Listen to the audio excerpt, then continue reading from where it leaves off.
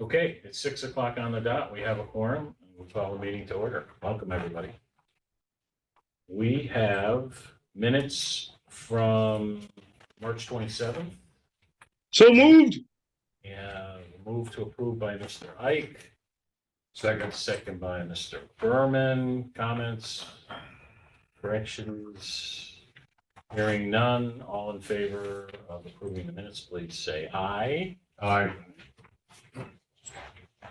You're abstaining, I'm voting aye, and there's our, okay, anybody opposed? Abstaining? One. Lois. Okay, motion passes. Thank you for that. All right, new business. We have a distinguished guest tonight. Our lead consultant, Cynthia Kaplan, is with us, and I'm Now you can go ahead. going to turn it over to her. She's going to share her screen and bring us up to date. Okay, Welcome. thank you. Thanks for having me.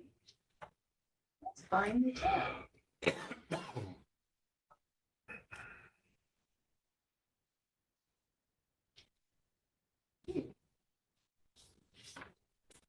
Jeff's got to get his own log. I can't change. Sorry, back up one screen too many.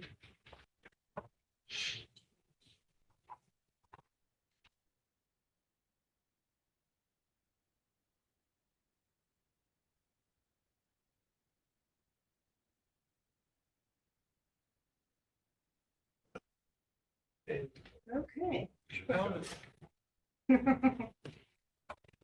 You hit that backup tab one time too many, and there you go. Okay, so what I'm here today is to give you a quick update on where we are in the lead certification process for the project. This is going to be just a general overview of all of the, not the nitty gritty, but a general overview of where we are today. So as you're probably familiar, the target that we're going for this project is LEED Silver for Prosser Library. So we're targeting somewhere between 50 to 59 points to hit that target. And within the rating system, there are several different credit categories. These are the main credit categories that you see up here. This is what we kind of refer to as the meat and potatoes of the LEED rating system, where most of our points come from. And this is the gravy. These are additional points that come from, first of all, for going over and above in the main credit categories, and some of them are based on just by virtue of your zip code, we get bonus points for achieving certain levels. So I'm going to go through these categories one by one just to give you the overview of where we stand. And the first of which is the category of location and transportation. These are all credits that refer specifically to the location and how it connects within the community, how people come and go from the building itself. And so where we stand right now, in terms of prerequisites, we do not have any that apply to this credit category, so nothing there. In terms of anticipated points right now, we are looking at 8 points that we're comfortable saying we're achieving. This might go up, we shall see, but it won't go down. And that's true for each category I'm going to talk about today. So the major attributes that kind of contribute to these points is really by virtue of where the project is in terms of the walkability. You can walk from the library to a lot of different other types of services and so forth. You have access to 2 major CT transit lines within a quarter mile of the site, and of course we also have electric vehicle charging. So that's where a lot of our points are coming from for this category. Now the second one is sustainable sites. Now this is all more to do with how the building interacts with the site and how we treat the site overall. There is a prerequisite here in this credit category, which we have already met. And then in additional points that we're anticipating here is 7. Some of the major attributes for this category include a pretty comprehensive drainage program that's contributing the maximum points for rainwater management, which is excellent start here. We're also using a lot of the site as open space. That includes both natural areas and concrete areas for gathering and so forth outside the building. And then also light pollution reduction, which is something that's factored into the site design, and using full cutoff fixtures that provide adequate lighting and enough lighting for security and to see where you're going, but do not contribute toward light pollution. So you can, as you can see in that image there, one you can see stars and the other one you can't. So our lighting design is all about using full cutoff fixtures for that purpose. So that's where some of the points are coming from there. Moving on to water efficiency. Now this includes both indoor and outdoor water use strategies. In this case, we have 3 prerequisites, which are, one is for outdoor, one for indoor, and one for metering water, tracking its use. We're anticipating 5 points, and again, this may go up, but it won't go down. But some of the attributes that we've included in the design and are in construction is drought-tolerant native plantings that don't require irrigation, and also low-flow plumbing fixtures that are EPA WaterSense certified, so that we are being mindful of our water use in all areas, both indoor and out. All right. Next credit category, energy and atmosphere. And this includes a few different features for this project. We have 4 different prerequisites, and I'm happy to report that all of those can be met very easily, and those have been documented. Additional points for this credit, or this category, is 13. A lot of them are coming from the optimized energy performance in terms of our reduction in energy usage over code, over ASHRAE 90.1 code. So, but other contributing factors here include very high density insulation that's going to control the overall heating loads and so forth. High efficiency HVAC and lighting systems that are greatly reduced from a baseline building. So we're getting a lot of energy savings there. And also we're including, of course, photovoltaic electricity, which reduces the overall demand for grid-tied power. All right, then moving on to materials and resources. It has a prerequisite in terms of the prerequisite here is for recyclables for the building users. So that we'll have a recycling area, and then that takes care of our prerequisite there. The anticipated points that we're comfortable in achieving right now is 8, and that includes both environmental and health product declarations products. These are products that were selected based on their availability to report on their environmental and health attributes in terms of the materials, ingredients, and so forth, and also the end-of-life use recyclability of those materials when it's time to renovate again. And also construction waste management. He's already shaking his head. That's fine. And also construction waste management, we're happy to report we're well above where we need to be in terms of these on the construction side. And also, in fact, in terms of environmental and health product declarations, those points, we are already well above where we anticipated being at the end of the project. So we're actually looking at perhaps some exemplary performance bonus points for that category, because the construction side has gone super well. Which is great. Bonus points you thinking in terms of? We could claim as many as 2 for that side of it. Okay, and the next credit category is for indoor environmental quality. Now, this includes things not just for the air we breathe, but it incorporates things like daylight, views to the outside, overall, comfort of the space. In here, we have 2 prerequisites that we have already met, and we're anticipating an additional 6 points in this category. So, and a lot of these are also coming from construction. In terms of low emitting materials, we're anticipating grabbing a couple of points in that category for things like low emitting paints and coatings, flooring, ceiling and wall assemblies and so forth. We have in the design enhanced indoor air quality features, which such as the image that you see at the bottom here is a walk-off mat grate. We're going to have something similar that's going to be installed, that's going to be capturing pollutants before they enter the building. Also thermal comfort controls so that that are factored into the design to make sure it's in terms of temperature and humidity for all building users is controllable to make it a comfortable environment for everyone.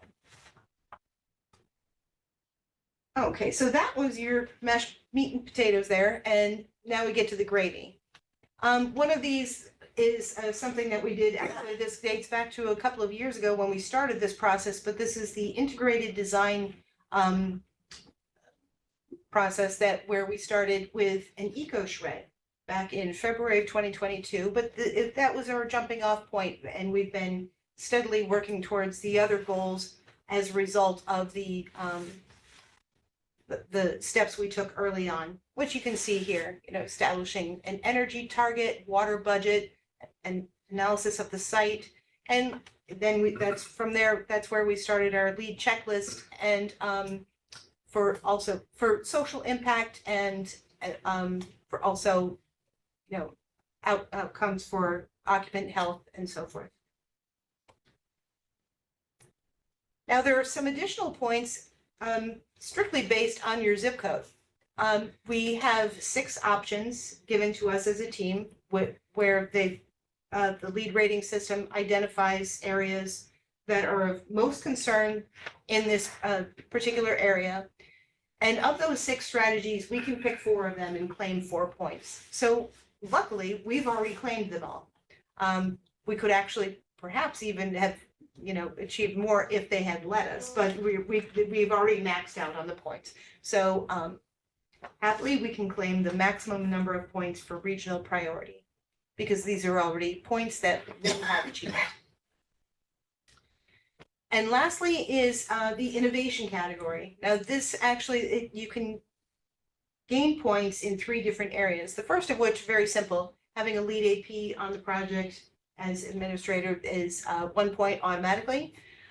Then we're looking at perhaps getting some exemplary performance points for the construction materials. And then there are points that we're looking at from what they call a pilot credit library. These are the points that are not part of the regular rating system, but they're additional strategies that we can employ. And then also the innovation catalog where there's more opportunities to do that as well. So from the pilot credit category, we've identified a couple of different features, and one of which I'm working with the head librarian on, which is a credit called Social Equity in the Community, where we're putting together a document that outlines the use of the building as it pertains to a community resource for different parts of the population. And then on the innovation catalog side of it, a point that we've identified that we can achieve is for clean construction. That's for all of the heavy machinery that's going to be on site, that it follows that both the machine and the engine type that it's using meets a certain EPA guideline. And so far, every machine has cleared that. So we're planning on claiming another construction point for that. So that kind of gives you the overview of each credit category. And when we put it all together right now, as it stands, we're at 54. And if the lead silver rating, the lead silver level is between 50 and 59. Right now we're at 54. This may go up, but it won't go down. So we are comfortable with the number that we have thus far. So in the end, here's kind of where we stand with things. We really want to make sure that as we go through the lead certification process, that we're keeping in mind all of the same goals that the project goals had, which is keeping it as a cost-effective, inclusive, healthy, safe, a low carbon, and a functional space. And I think we're well on our way to achieving all of that.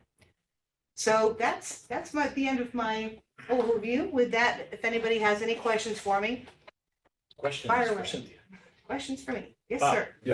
sir. I added up 57 points as you were going through. 57. That's even better. Yeah. I'll take your number. Now, when I went through adding them up, Oh, okay. you were showing them up there, I come up with 57. Okay. That may be a double dip on the innovation It points. could be. I don't know. I don't know. But you know, that sounds 54, great. 54, Either way, 57, we're in good shape. We're in good shape. I appreciate it. Thanks. If we get enough extra points, we might even hit goal. Yeah, you know, that's always a Well, question, it's possible. is, you know, how close are we and so forth, and we're honestly not going to know that, Not till the end. yeah, probably not till the end, and if we're really, really close, you know, then we could have another conversation if there's a real interest in getting to that gold certification. There are some owner-related points, depending on where we are with budget and all that good stuff. If there's a true demand to, or not demand, an interest in doing that, we can certainly talk about some strategies to get over that 60-point hurdle if it's super close. Is it that simple to just achieve that number of points to become gold? Well, simple. Well, I mean, are there non-point things we would have to do? There are some points, and I'll give you an example. You can achieve 2 points by having a green power contract where, and this would be through the town, where you would be contracting your power source through a clean energy source, such as like a Sterling Planet or something like that. If you have a contract in place for 2 years, where at least half of, or not half for 1 point, 100% for 2 points, if you have that in place, you can claim that for an additional 2 points to get you over the hump if you were. But it's all points driven. It's the all goal, points all driven. points, Yes, okay. absolutely. It's not like we have to file paperwork and say, oh, we were really going for gold in the first place or anything like that. Yeah, no. Okay, Yeah. so, all right, It so we is all need to points keep track of the points to see where we stand Absolutely. and see if there's something else we want to grab. Oh, later on. certainly. Yeah, absolutely. Questions, Lois? Sure. I'd like to come back to the construction debris recycling. Mhm. Is that a piece of this? Yes, absolutely.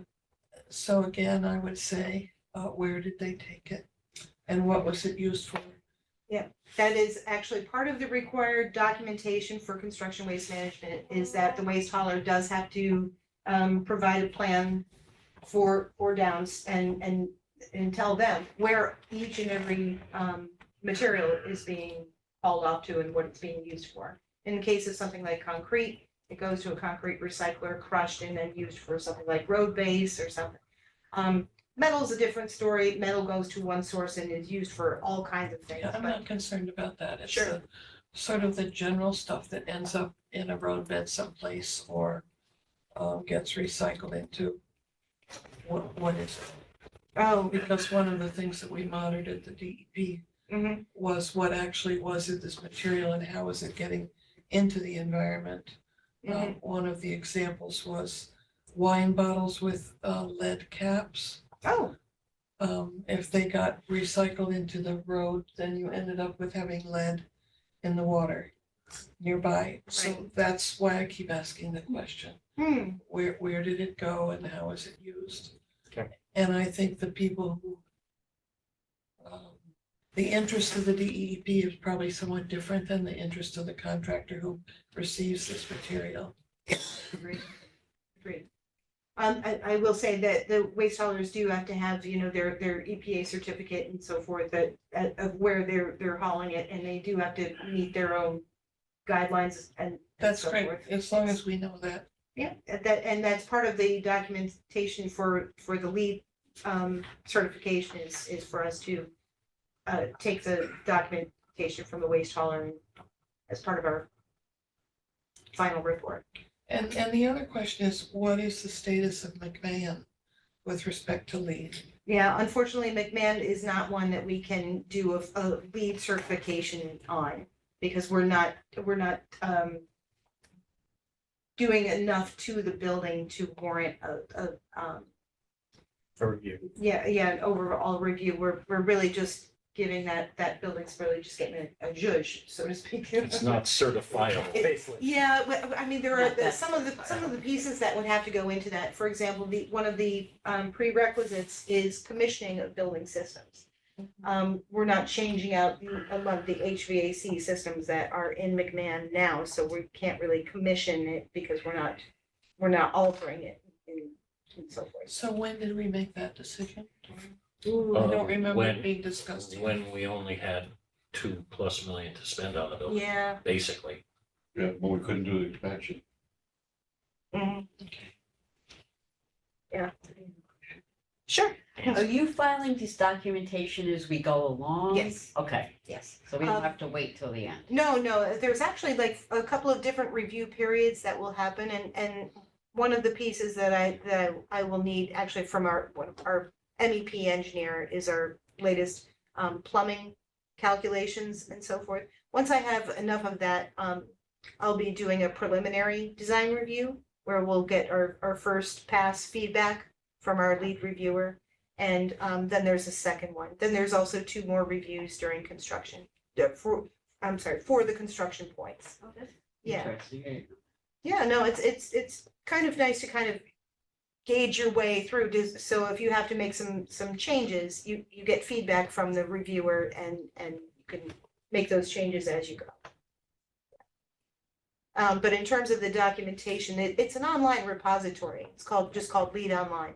That's where all of the engineers, the architect, construction, myself, we compile everything into one website. And it goes through that portal to the reviewer, where that reviewer will pull everything from the same place. Well, I think Very it's terrific that you've gotten so far with this. Oh. I remember the first meeting when we were saying, gee, is it gonna be 1 or 3 or 5? And 55 seemed a long way. Absolutely. Yeah, there's a lot of input time from all the consultants, Mhm. everybody who has to go online and document things. And as we just, heard, not for the first time, but a lot of it is during construction. Absolutely. Any Which more has been going questions super. for Cynthia? Anybody know? Oh, sure. I haven't studied lead for a while and I forgot. What's the advantage going to gold versus silver? What is the advantage to the owner? I don't know if there's a financial advantage to the owner. I don't remember what the guidelines are. I know I'm a little more versed with Massachusetts library incentives than I am with Connecticut. So I would have to see if there's additional incentives for you to meet. Yeah, none that we know of. None that you know of. So it's really bragging rights. Bragging rights, Oh. yeah. It's bragging. So it's the same answer if I asked what's the advantage of achieving silver? You could say we had a silver lead building. Well, the silver came out of the grant that we were hoping to get from the state. It was a requirement. Got it. Okay. I didn't know that. Thank you. But there could be other financial incentives that the state hasn't provided just yet, and maybe they will be by the time we're completed. Who knows? Any Right. questions? Anything from folks online? All quiet? Okay. All right. Cynthia, Thanks. thank you, Thanks very much. and we'll invite you back at some appropriate time, Okay, see where we are again. sounds good. All right. Okay, so let's go on to our friends at Downs for project update. Who's leading the charge today? I think I got the honors for tonight. John Downs. All right, good evening, everybody. Thank you for coming. It's an exciting time on site as forms are coming down of the concrete, really showing the outline of the building. It's really cool to see. Finally getting some tangible material. Tonight I'm gonna give you an update on the construction, on the permit update, the schedule, change orders and proposals, as well as our favorite photos. So first things first, subcontract and permit update. The only permit we're waiting for is from our fire protection subcontractor. Wolverine, they're actively getting it through the town to make sure it's all passed and everything's in place. Everything else is all set, so mechanical, electrical, and plumbing is all good to go. And down to our general construction schedule update, MEP coordination progress. We're just waiting on a couple more things to be signed off on level 1 and level 2. Thinking again that next week from Cleaver, who is our mechanical expertise. Structural steel framing is going to be starting in the last week of April, first week of May. We're really pushing them for that last week of April, but it might carry over to first week of May. Who's the contractor on that? Berlin Steel is our structural steel subcontractor. Steel's being fabricated in Canada. Yep. Actually, it's really close to being done. It's close to getting there. We're right on schedule with everything delivers and then we should be good to go. All right, heading down to our processor. So site soil is currently being stockpiled from trenching and foundation spoils. Any contaminated soil will be fully removed from site. Any existing clean material will be tested for potential use on site. That contaminated soil, we are actively looking to find a place to dump it off at. It's very specific and they need to make sure that it can be processed where it needs to be processed. Do we know what's in it? We don't. I believe it's from a existing foundation, so it could have had some leaks or something in it. So they're testing it and they're making sure that it's being properly disposed of. Do you know when they're testing it, John? I don't know off the top of my head. I think it should be coming up. So, It should be coming out yes. this month.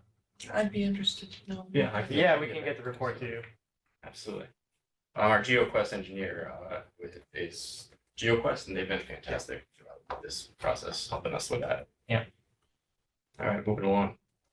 Site grading for new processor library continues along with the foundation excavations in prep for our cast in place concrete work. So they're making sure all of the grading on the site is level and where it's supposed to be.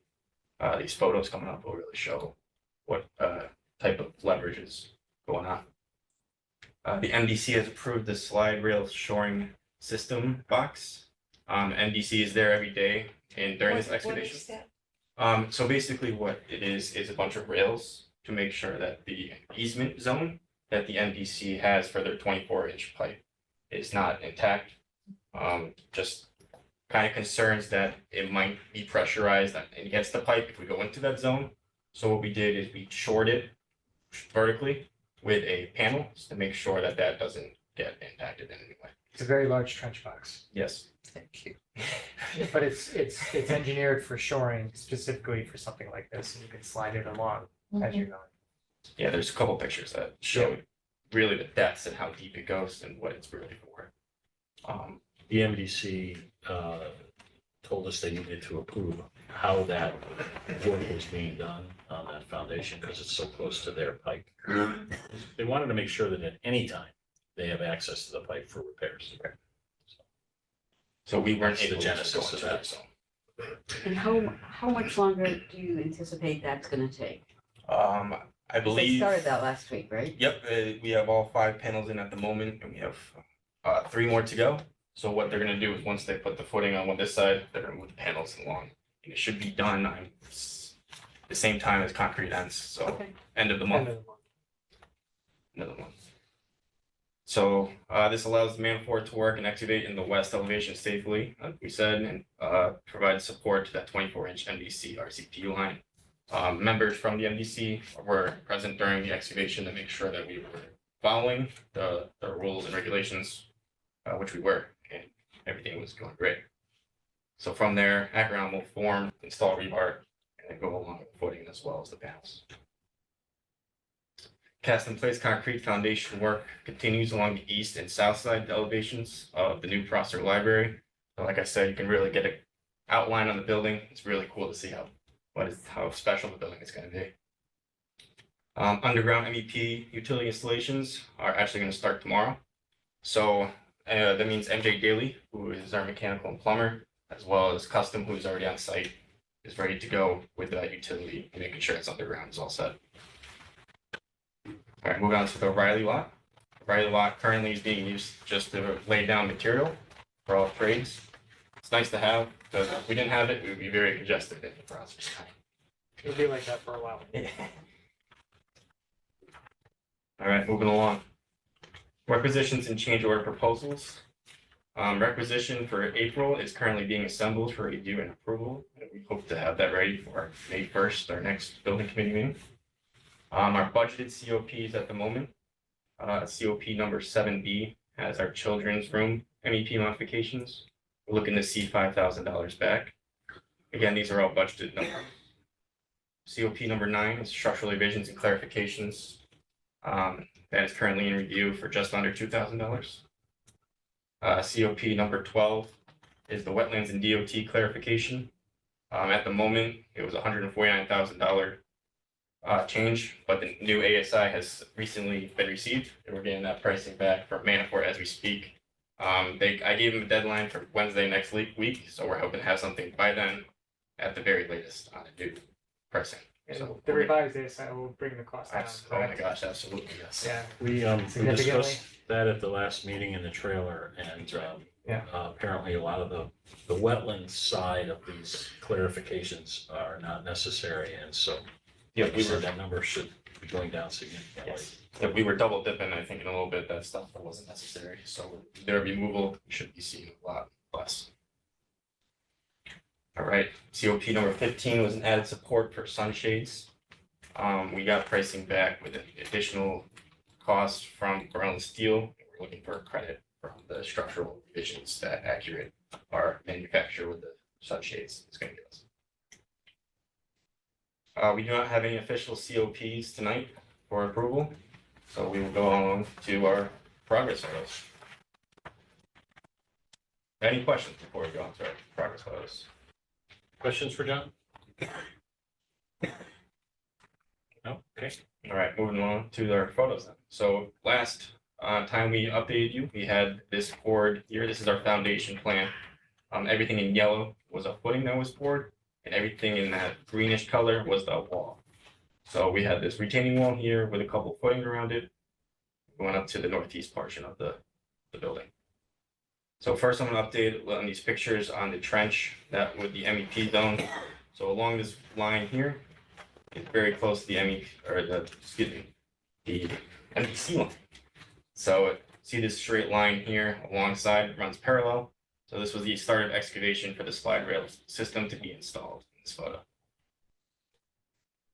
These are the giant pile-driven sheet panels on the C here with which like support towards the panels that are integrated every 20 feet. And there's a couple garlock rails for safety along the side because it is quite a drop. So what happens? You take them out at the end or Correct. are they there forever? No, we'll take the panels out once the footing and the walls are poured in that area, and that's no longer needed. right, we'll want to backfill as we pull it away, so that way everything is compacted. Yep, this is the temporary means of that. Yep. All right, moving along. It's a picture of the forms going in with some rebar. So we're looking to pour that by the end of the week so that we can get it, the forms removed and get a wall up so we can move those panels down and keep it moving. That's a wide footing, right? That's it. That's the wide one right there. Yep. All right, moving along. So this was an update kind of chronological order with the concrete here. So now this was poured a week or two before. So this was the footing here, as well as the wall is up here, and that's in the greenish color. You can see with alongside the elevator and the stair pit. Yep. So this is the footing in the north part of the property, rebar sticking out so walls can be formed around it. This is kind of near the electrical area in this northern part of the building.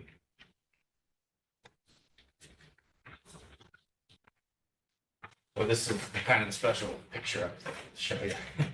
So this is a big, huge wall that was removed from all the forms. As you can see, it has a nice smooth layer, and you can really see the outline in that retaining wall going down right down the middle of the building. These piers will be backfilled with this area so that it was more leveled out.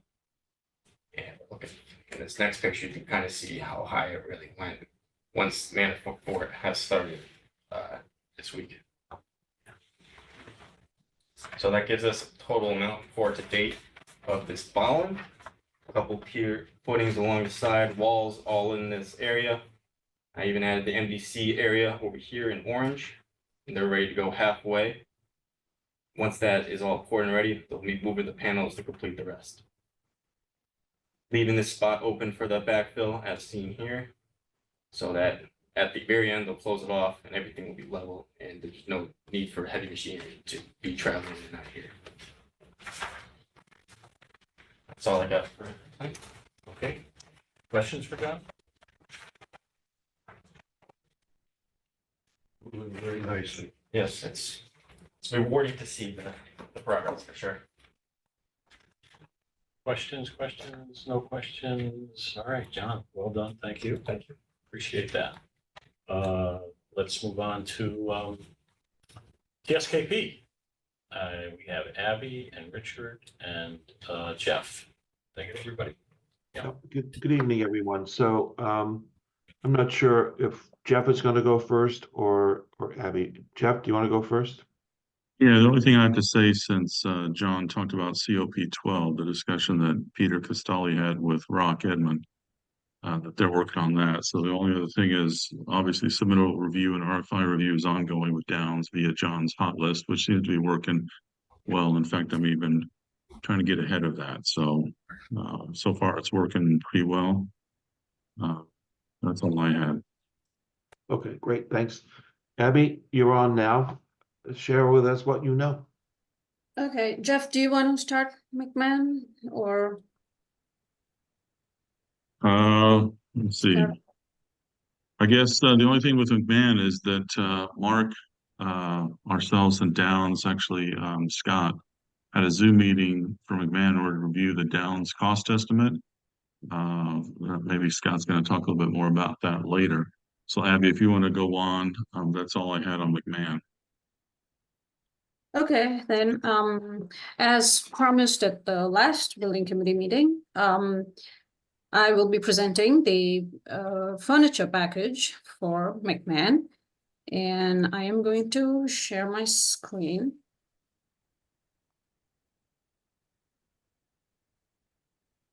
So a couple of things I'd like to start with. This presentation today has nothing to do with the colors of the furniture that I'll be showing. It's just a representation of the selection of actual pieces.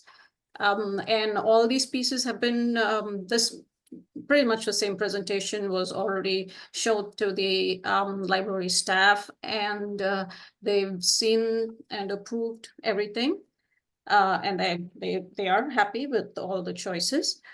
And tonight I will be seeking the building committee's approval on all our selection and the cost estimate that I will present at the end of my material.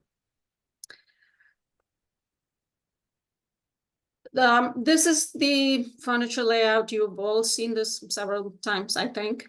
I don't want to repeat this unless someone really wants me to walk them through this layout. I am going to move on to the next.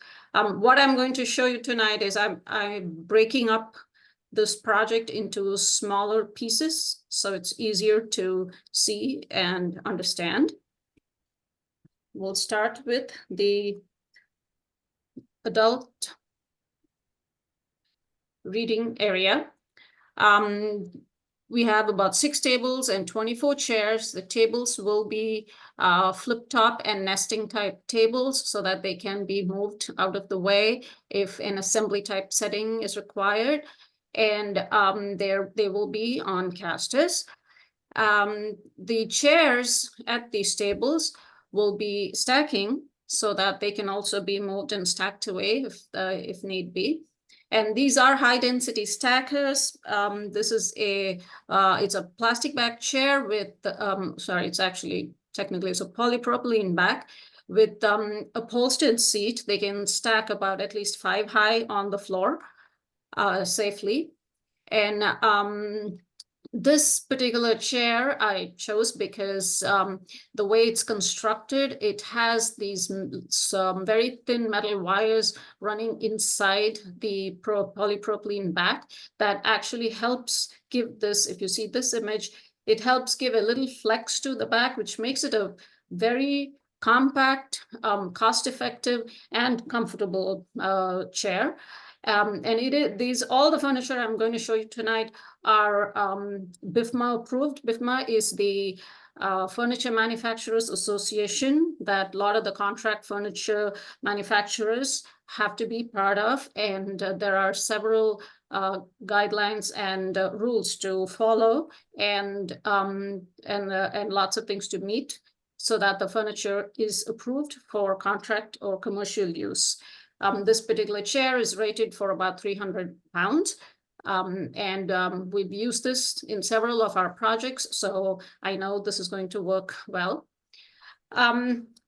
The lounge chairs along the windows is a high back chair with a metal base. This has a swivel base and an auto return. And this also is called a clean out on the back, which means it's just easier to clean the seat out through the opening at the back. Since there are some lunch programs that will happen at this in this library.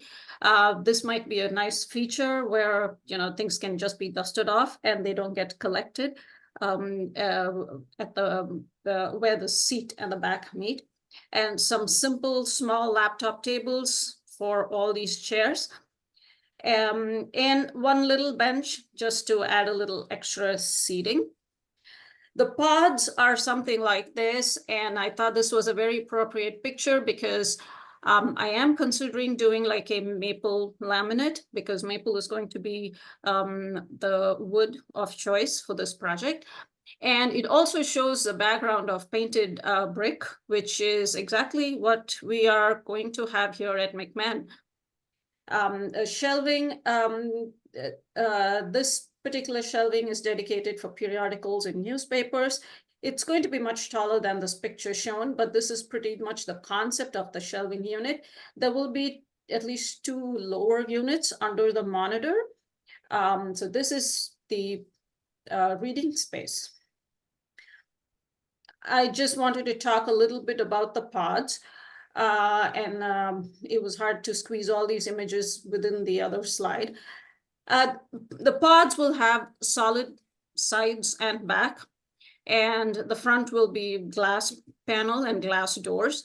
We have a total of 3 pods. They're all going to be the same size. The nice thing about this particular pod is that it can seat from 2 to 4 people, and it's also wheelchair accessible. Of 3 pods, 2 of them will be furnished as shown in this image, like a table like this, a fixed table with some lounge pieces. 2 people will be very comfortable, 4 might be cozy, but doable. In the wheelchair accessible, the ADA compliant pod will come with a side surface, but we could do the same chairs that we have outside in the reading area in here, and it'll still be a 2-person pod, and they will all be the same size. And this picture shows what this pod would look like with a wheelchair in it. Moving on to the computer or business center area of the library. So these computer tables, I just used to show some rectangle tables. These are currently the exact tables that we'd like to do here. They just have an angled front, which gives a little, it's a fun shape. It creates this fun shape, but each table looks something like this. Each table will have some privacy panels around. So there is going to be some amount of privacy at each of these stations. And the fact that the computer and the chair are angled a little also helps with while people walking by, there is no direct sight line into the person's computer. So that adds a little more security and privacy. There are a couple of tables that will look like this without the privacy panels, but they are more for the Scanx and printers and such equipment, print release and things like that. These are mobile shelving units. These are double units, meaning it's a 3-foot section each. So this one mobile unit is going to be 72 inches, but these are singles. And this back wall will have a combination of flat shelves and some display shelves like this. So this is more like going to be a display wall. And so we'll have the same chairs, lounge chairs out here. And I was going to do a few small ottomans here that can also act as extra seating or a little coffee table. We have two OPACs, there's one OPAC station and one self-checkout station. The OPAC is basically an online public access catalog station, which will have a computer and a keyboard. And this is an adjustable height unit. It comes with preset height adjustments, which makes it sit and stand height, and also ADA height. And it's a very convenient unit and easy to adjust in height. The self-checkout will not have a keyboard tray because that's not needed. It's just basically an iPad and a little printer, I believe, to print receipts. And there is going to be this curved shelving unit, which will be double-sided, something like this. At the computers, the chairs are the same chairs as we have here, only the base is different. The base will be the 5-star base with casters, and it'll have a pneumatic adjustable height. If you have any questions, please stop me. The next is the service desk. This is a completely customized unit. Each desk consists of at least 3 separate modules. And this seemed to be the best service desk. It met customizing this desk made a lot of sense in this project because there were just so many things to achieve within this footprint and what these desks need to do. I was able to find furniture vendors who were able to build something like this. This just gives an idea of what this desk components are. There's going to be one main desk with some storage at the desk, and that's true for this side also. To the right of this librarian, this is from the parking lot side, there's going to be a book return unit, something like this, with a depressible book truck under. On the opposite side, let me finish this unit first. This sloped side is something like this, and it's just open storage behind with a shelf, maybe one shelf for book holds or any kind, or to store anything pretty much. But the front will have these sloped display shelves for book display. On the other side, this item number 4 here, again, it's just a straight unit, which will have display shelves in the front. And on the back side, it's going to have a shelf to hold a printer. 3 here is the same. So it's basically 6 components that make this whole service desk area. And the chairs are these chairs. These are very comfortable chairs. We've specified them quite a bit. In fact, we have a couple of people in our office that are going to get these exact same chairs. They have a lumbar support. They are rated for a full day of sitting. And it's just a very cost-effective but nice chair. Moving on to the children's area. Again, we have these mobile shelving units. This is the shelving unit that these will be. This was something we did in a previous project, and that was exactly what we were proposing for this project also. These will be on casters, and this is what I meant by a double unit. It's got 2 3-foot wide shelves. It's double-sided. And signage, we might do something simple like this, where the librarians can probably print their own and use these little slots to slide the signage in. These will be about 48 inches high. They are on locking heavy-duty casters.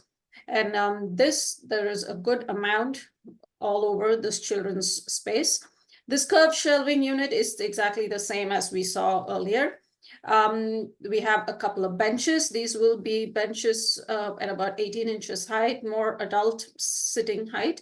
But these little ottomans will be 14 or 15 inches height, more like children's height, so comfortable for a child to sit at.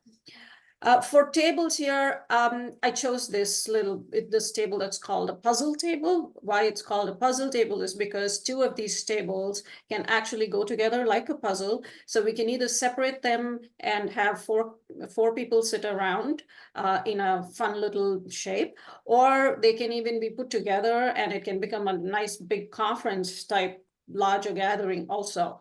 The chairs for these, I chose this one because this chair actually comes in this nice green color, which I thought would go with the rest of the green scheme that would be happening in this area. This chair also comes with a computer base. And for the computer table, which will look similar to this, only in a rectangular shape, we can get these matching chairs to go with that. And the pods, I already showed you the pods, so that's pretty much the children's area. The teens furniture is a little different. We have these long tables at the windows, something like this with a panel ends, and there'll be at least 6 people that can sit along the windows. There'll be tall shelves, bookshelves here. This table here, just a simple table with legs so that if 4 kids want to sit here or more people want to sit, they can always pull up these chairs at this window table and make a larger group. Couple of bean bags and some comfortable but fun-looking lounge chairs. For the teens lounge, I'm showing this is the same table as the laptop tables in the adult space, only this is a much larger surface than those other tables, considering that while teenagers try to do their homework, they might have a laptop or a Chromebook and some textbooks, notebooks, whatever, they're going to need extra space to spread out. And this also will be adjustable height. For the chairs in this teens room, I chose, again, it's a simple polypropylene chair, but it's a double-walled chair, which actually lends us the opportunity of choosing one color for the front and a different color for the back, which I thought could be a fun little feature to add to this space. Again, this chair also has a back that can that can tilt and flex up to 17 degrees. This chair also comes with the computer base, so it just works so much nicer. They will all have the same shell, similar chairs, and similar tables at the computer and the reading, and they all seem to go very well. Simple plastic chairs, which will also help keep the furniture easy to clean. The staff lounge and the office, we are buying casework as part of the furniture package. I still have a little bit work to do on the sink because a larger sink was requested, but I think I'm very close to finalizing that. The staff table, the dining table and chairs are, again, just a simple table with chairs around. This can also be the upholstered seat with a plastic back, something small and comfortable. We have a few storage units, cabinets that will look like this. Considering the need for more storage within this building, this seemed to be a good solution. In the office area, there are 2 desks that look something like this. This is not the perfect picture, but I'm just trying to give you an idea of the desk. They will have a full panel end, and they will also have a hutch at the top for a little extra storage. These chairs are the same chairs that we'll be using at the circulation desk area. So there is and a couple of the same storage units here. So trying to stay within the similar product lines and trying to minimize the number of different types of products, but still make everything work together. Within the case where there's also going to be a microwave shelf. So that's pretty much it for all the furniture selections for this project. The timeline hasn't changed. We still would like to go, we'd still like to issue purchase orders beginning of May, which means I have a couple more weeks to wrap up my specifications and send out RFQs and get back all the quotes from vendors. We're still looking at a mid-September furniture installation, which means the staff would move in after that, probably late September. As for the final piece, the cost estimate, I tried to break everything down into categories and try to put this together. The overall furniture cost comes into about 350,000 and change. I worked with Chris in trying to get the technology equipment cost, which is part of this overall FF&E package. Although Chris will be doing his technology equipment procurement separately, but his estimate comes to about 53,500. Chris was nice enough to actually go back. He had a much higher number, but he had to go back and shave off a few things to bring the number down. For an overall cost estimate, and this is only an estimate at this point, it's not the final numbers, but just to give you an idea, the cost estimate comes in at about 404,000. The FF&E budget is at 396,000. It puts us at an overage of about $8,000, which is approximately 2%. Typically, if we are within 5% over on our estimates, we still like to get the approval to move forward and get the final quotes, because the final quotes will give us the actual numbers. And we try to not go through any type of value engineering at this point. It would be nice to go get the final quotes and then think about if we really need to shave something off somehow.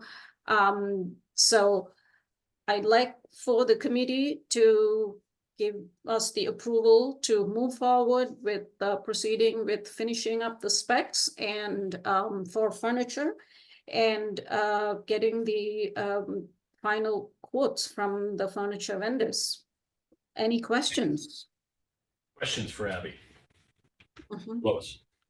Abby, what is your experience with the backless benches for adults? I think for me, it's not comfortable, but I wonder why that's the choice. Okay, this is in the children's area. Yes. Initially we had this as backlist because this was going to be like a story time type place, a play area, story time. And we were trying to bring in some seating also, either for a person that would be reading a book or someone that's browsing here and wants to sit down. So there is a way to sit from both sides. So once I provide the back, this becomes a very enclosed space and it's not as open to the rest. And there is really no other seating here. So that's why. So it sounds like utility as opposed to comfort is the issue. Sometimes we have to make those choices, but if you want backs, we can certainly give backs. We can't raise the budget, but Right. That is true. That's also, Abby, this is Richard. I kind of agree that sitting on a bench without a back is difficult for any extended period of time. So I don't know if it's possible to get an option price for a bench with a back. Is that yeah, doable? I can do that. Okay. Or a bench with a center back so that people could sit on either side, the way you would do at a railroad station. Okay, that would actually mean 2 benches because this is a size that's appropriate for 1 person to comfortably sit. I can't remember the depth of it, but it's not much, it's not deep for to be a double-sided unit. So if it's going to be a double-sided unit, it's going to be 2 times the depth, which means it's going to intrude into this space, and possibly that way. But I can see what I can find. Yeah, I think in this particular example, Abby, you would have the back along the outside Right. edge of the bench so that someone sitting there would be facing the activity within this that area. Yep. I believe you also have a backless bench in the adult area. Right, but that's against a wall. So a person would lean against the wall. Yeah, this was just provided as an extras lounge seating because this space was so tight to have a proper lounge chair here. So at Okay. least it's something better than nothing. So it's not the most comfortable seat, I know, but at least there is a place to sit. Okay. But this one, I can provide the backs and maybe we can, have some of these relocated here so that there is still some seating around this shelving area. And Thank you, these are Abby. low, but sorry. The rest of it looks great. Thank you. So We have a question from Bob. Yeah, I have a couple of them, Abby. Yes. The first is for the wheelchair accessible pod, Mhm. pods. How high is that threshold where the door is? So that Wheelchair gonna this, be able to get over that easily? yes. Is that So when flush? when this door is open, all you're going to see is a small metal strip. It's mostly for structural reasons. It's like a unistrut almost. It's like one of those transitional pieces that you would see on a floor when we go from one type of flooring to another, a metal strip that runs. That's all it is. It is ADA accessible. It is wheelchair. It meets the accessibility guidelines. Yeah, What Abby, you- the code says 1/2 inch maximum. So if Right, that answers the less than question, that. that's what it's gotta be. Yes, thank you. It's less than that. When this act, what you see here is part of the door frame. Right, I don't have a picture with it open, That- but that's right. My question got answered on that. The Okay. 1/2 inch Bruce. yes. The chairs that have the 17-inch backrest tilt. What's the warranty on those chairs? These have a lifetime warranty. Good, because I will tell you this, if you don't already know, teens on those chairs, those backs will break. Right. It's actually 17 degrees. Yeah. That's a lot. Okay. And- This back is also built very similar to the other chair that I showed you that would be in here. Yeah, Yeah. it's got that metal wire that runs that actually keeps it much more durable. And my other point is the tables that you're talking about, the stacking tables. We These- have learned at the Human Services Building, those tables, when they're stacked together, they tend to chip each other. Are we talking about these tables? Yes, because of the way they fit. We have them at the Human Services Building. The adult area, Okay, look at that. Yep, you may want to talk to the event and Dave Malesko about that. Over there, they can tell you their experience has been. Okay. Oh, What I- about I'm- chips, Bob? I mean, is this a plastic laminate surface, Abby? And a Yes, plastic it is. It's a laminate edge laminate surface with a PVC edge. with a The chip- PVC edge? Okay, What, I Richard, haven't what heard that. happens is when they're stacked like that, the tops, part of the top gets chipped. Oh. Okay, that's the Now, first time. this might be a slightly different table, I don't know, but you may want to talk to them to know exactly what they have and what their issues are. that may be a different table with a Right. PVC It might edge. be, I'm sorry. it's just an issue I want to make sure you're aware of. Good, Bob? Yep. Ava? Yeah, thanks. I'd like to go back to the backless bench things along with some of the other items. We're talking about the children's area, not an area where adults are going to be sitting and reading. After more than 30 years in schools with similar furniture and kids at various ages, I've used backless benches the entire time and have not had any issues with them, including when adults are present for read alouds. This is an area where you'll be reading stories. It's not a standard use area like an adult section. So I do not see the issue that, and have not in decades of using these. We never had a problem with them. They're not intended for long-term reading. They're for sitting for a story. And when it comes to kids, they're just as likely to be flat on the carpet on the floor as sitting on these benches. It's not an issue for them. Regarding the tables, I have used tables like that in a middle school. And if anything is going to get a workout, it is a table in a middle school. And I never had an issue with chipping. So I suspect you may want to look at the model. I don't think they're probably the same. And the ones in 330 are often used for fitness classes and everything else. That's a very different use than what you're looking at here. And the tip back chairs I've also used with kids in middle school. If they didn't break them, I suspect you're probably fine. I mean, I've done this for a very long time. I just have not seen the issues that are being raised here. Thanks. Thank you, Ava. That was very helpful feedback. Abby, one question on the budget numbers you presented. Yes. Do those incorporate shipping and installation, or should that be budgeted separately? No, it includes shipping and installation. So the way the state contract is usually, the Connecticut state contract always includes delivery and installation. Perfect.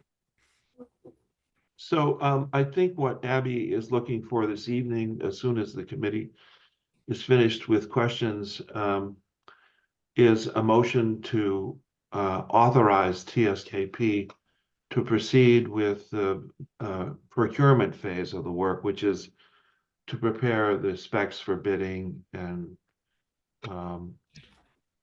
proposals from vendors, which we will work through the purchasing department to get those costs. These budgets that you see here are based upon feedback that Abby has received already from vendors, as well as her own judgment, her own experience. We're hopeful that the costs come in less than this, so that perhaps some additional technology equipment could be afforded. But I think we're at the stage where we really need to test the waters, get firm numbers from vendors, and then the committee can make some final decisions about it. Right, thank you, Richard. I do want to share some more budgeting information with everybody, because we did have a meeting, as Jeff talked about, with Downs, who did estimating. But I think for, why don't we, I will accept a motion. So moved. No, wait. I have a question about this. Yes. Oh, Yes. so Well, we're gonna have discussion, but go ahead. all right, so my question before we get to a motion is, are we talking about just considering moving forward with the furniture piece tonight? Because I guess my follow-up question is, when will we be getting the detail on the technical equipment. Right, on the technical equipment, right. Yeah, my understanding is we'd be looking to go forward with the $350,000 portion roughly. Correct, Richard? That's what you're looking for? Yes, that's correct. Okay, all right. Do we have such a motion? So moved. By Mr. Ike, seconded by Lois, seconds. All right, so discussion on this, as I just mentioned, we do have more budget information overall on the McMahon project, and I think that'll be helpful for everybody to see before we move forward with this. Nancy has put together information that's been developed by Glenn at Public Works, by Downs Estimating, and Nancy, would you share your screen? Just so we see where we stand overall with the McMahon project.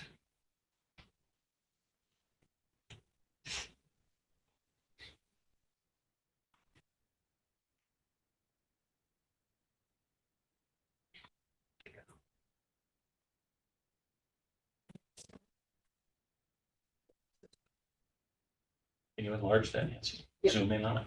Yep. Walk us through it, if you would. Didn't know we were gonna do that. You want me to? Yeah, no, that's okay. We'll just go through the construction piece of it for now. Yes, you've got in the upper block there, the construction work. Right, so there's And the then in the lower construction block, work. you've got parallel to what Abby had shown us. Okay, So the construction work, we have all the various categories where we've received estimates either from Public Works or Downs. You can see on the very left-hand side, the budgeted amount is $1,523,030. Our estimates so far are a little over 1.6 million. And in hand, we have actuals of 213,926. So we're a little short. The 116,509 shortfall is the difference between the budgeted and the estimate. Then there's $100,000 contingency, which you see if I go down a little further. And I've also added in the alternate for that exterior window from the staff room. So when I add that in, plus the contingency, we're over $122,878 from the budgeted amount. Obviously, as we go through and we get pricing on the construction items, we'll populate those. And then I did the same thing with plugging in Abby's numbers. There's a budget of $396,000 for FF&E. Her estimates were 404, so we're about she indicated $8,000 short. So the total available funds between construction and FF&E were budgeted at a little over $2 million. The estimates are at $2.1 million. So right now we're anticipating, well, we're at $131,000 shortfall. so what we just learned this week, all these numbers just came together in the last couple of days. So I thank everybody for all the work that they've done on it. There in the construction piece up top, there's the two largest pieces, pretty much. Two of the largest pieces are an abatement number, which definitely takes worst case scenarios into account for hazardous materials that we'll encounter. And then the last number is a lot of the interior work, the toilet rooms, there's a storage room, there's reconfiguration of that area adjacent to the children's area of roughly $300,000, which I know Glenn is working very hard on pricing all this with the contractor on board via some standing contracts with the town. So I feel like what Cynthia said in the opposite, I believe these numbers are going down and not up. And actually, I was pretty pleased with where we sit, given the whole arrangement we've had here of the constraints of, how much money we have and the scope that we've come up with. So, at this point, I'm comfortable moving forward with the furniture and what we've seen, that the motion that we have. But I'm glad to entertain questions on the overall budget at this point. Bob? Thank you, Mr. Chairman. Under abatement, it says actual 3,600, estimate 184,000.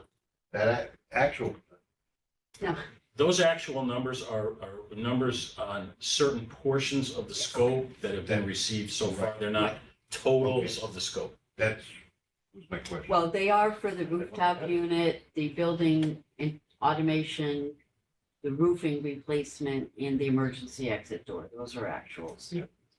But- There's more to come on the abatement. And the flooring, I take it. Yes. also. Okay. Yeah, so those numbers are still being, actual proposals are coming in quickly. So we'll know a lot more very soon where we stand. More questions? Clark? So the worst case scenario, just somewhere between that, what happens to the project then, or what happens if we're short money? Well, as soon as we get all the numbers, all the real proposals, we would be faced with trying to do some value engineering, some scope changes or something. We'll have to go through that process once we get all the bids in hand, or most of them in hand. We're not pulling the trigger on it all now. This will be a process as we go through it. Yeah, what we're doing tonight is authorize them to go out, do the specs and go out. They'll know what the bids are, what the actual numbers are gonna be. Right, but I think Clark's question was broader about the whole project, right? Lois? How much flow is possible between the two projects?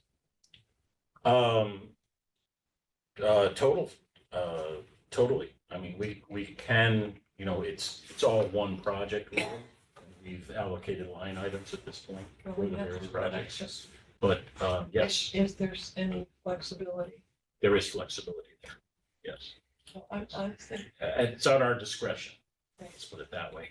There's probably, in reality, not a lot of room, but it is up to us. did you get a second? Oh, you did. Yes, we did. More questions on the budget, questions on the motion.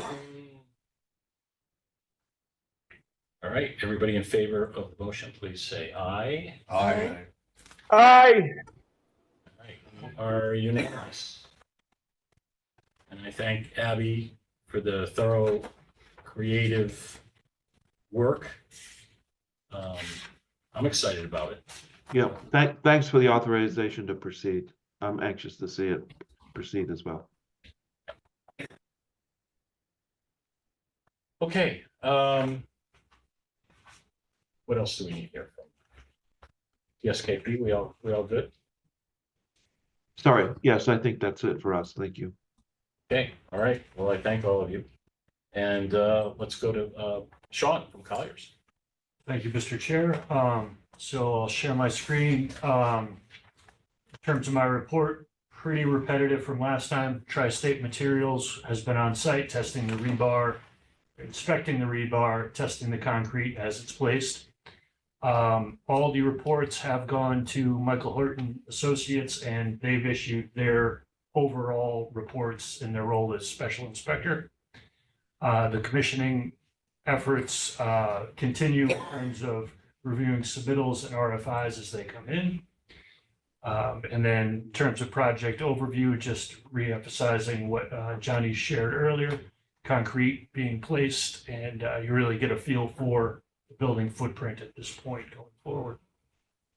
The other thing I added is I'll be meeting with TSKP. Actually, we have a meeting scheduled for tomorrow, so I can begin to understand the furniture order and how that process will flow. Questions? Questions for Sean? Okay. Actually, I have a question for the McMahon FF&E. What exactly is Collier's role going to be regarding the FF&E coordination? Or is You want this? to answer that, John? I really, I'm trying to determine that right now, because I know it's the effort more on the receiving end, correct? And the That's- move Correct. management. The move management. Okay. All right, Sean, we thank you very much. All right, Nancy, we have invoices today. We do. Speaking of Sean, Yes, the first one we have is for Collier's Project Leader, and it is invoice 937592 for $9,836. So moved. moved by Mr. Ike, seconded by Mr. Berman. Questions, comments? All in favor, please say aye. Aye. Mr. Ike, are you, any nays? Aye, yep, He's on the delay. All right, we are unanimous. Thank you, Nancy. Next. The next two I have are for TSKP Studio. But before we approve them, I just want to let the building committee know and get your feedback. There was originally $100,000 budgeted for construction administration at McMahon. We have come to an agreement, Mark and I, with TSKP that money will now be shifted, since there is no construction administration at McMahon, over to the design and the additional services that they've provided. So it's a no-cost change, but I would just like you to be aware of it. And actually, I would like to, before we approve the two amendments, the two invoices, since they do reflect that, I would just like the building committee to approve that modification. Okay, so we have a shift in the $100,000 that was identified as McMahon Construction Administration Services is now Redesign. amendment number 8, McMahon redesign. Do we have a motion to accept that change?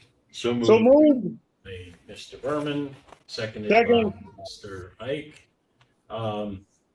Just to comment on that, I appreciate Richard TSKP for making that accommodation. I think it's extremely fair for the work involved. It's nice that it was simplified by changing the line item, but I can assure you there was no coincidence in the overall fee. I think there were some accommodations made by TSKP to make that happen. So I thank you about that. You're welcome. Any other questions or comments before we vote on that? Hearing none, all in favor of the motion, please say aye. Aye. We are unanimous. Okay, so now we need a motion to approve. Invoice invoice? number 220103-19, it's for McMahon Basic Services through March, and it's for $50,000. So moved. By Mr. Ike, Second. by Mr. Berman. Questions, comments? All in favor, please say aye. Aye. Aye. We're unanimous. Thank you for that. And the last one is invoice for TSKP as well, invoice 200-80227. It is for Prosser Basic Services through March 2024, and it includes reimbursables, so it's $22,681.43. So moved. Moved by Mr. Ike, seconded by Mr. Berman. Questions, comments? All in favor, please say aye. Aye. Aye. Okay, we are unanimous. Thank you. Motion passes. Nancy, that's all right? That's it. Okay, no more invoices. Other items from the committee? Mr. Berman. Thank you. Just a comment really, that being $130,000 over McMahon at this point is basically almost a no-brainer, because we don't really know what it's gonna be. And the chances are that some of these bids will come in a little bit lower than what we estimate at this point. Says to me that we're not in bad shape financially, what we budgeted for McMahon. And that, with our fingers crossed, we might not have to shift stuff around too much. Thanks, Bob. Any other committee members? All right, thank you for that. We are going 3 weeks before our next meeting, which will be on May 1st. And that'll be followed by May 15th. And so public comments. And see, do we have anybody from the public that would like to speak? If anyone from the public likes to speak, raise your virtual hand.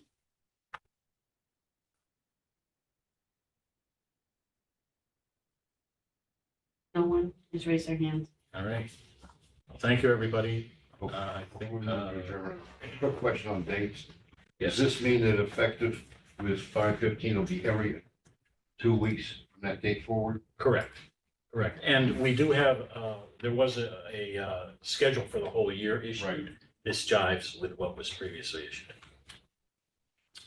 Okay, do we have a motion to adjourn? So moved.